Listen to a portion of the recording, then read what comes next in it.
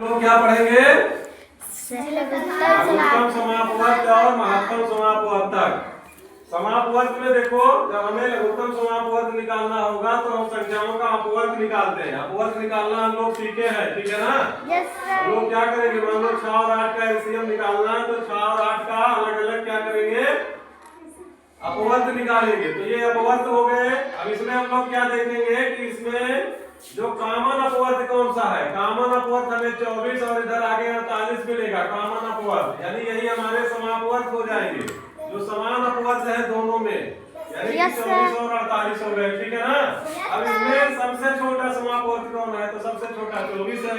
इसी को लघुत्तम समापवर्त, लघुत्तम का मतलब सबसे छोटा, तो सबसे छोटा कौन सा हो गया, 24 हो गया। बिल्कुल बेसिक कांसेप्ट, हम लोग बड़े बड़े कांसेप्ट में नहीं समझेंगे, बिल्कुल बेसिक कांसेप्ट जहां से हम लोग डेफिनेशन बना ले जाए, ठीक है ना, परिभाषा बना ले जाए। यहाँ देखो, यहाँ हम लोग को महत्तम समापवर्तक निकालना है, तो महत्तम जब समापवर्तक निकालना है तो हमें पहले अपवर्तक निकालना पड़ेगा। अपवर्तक निकालने के लिए हम लोग तरीका उसका सीखे हैं, 6 और 8 का अपवर्तक निकालेंगे और उसके बाद इसमें देखेंगे समापवर्तक कौन सा है, यानी सम अपवर्तक, दोनों में उभयनिष्ठ कौन सा है, तो 1 और 2 है। 1 और 2 जो है ये सम अपवर्तक है, उभयनिष्ठ दोनों में है।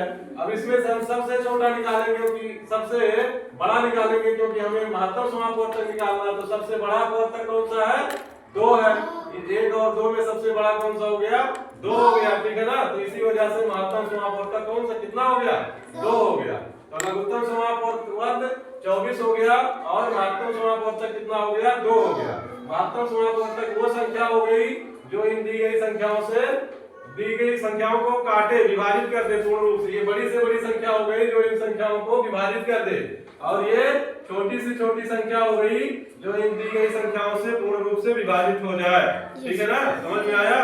Yes sir.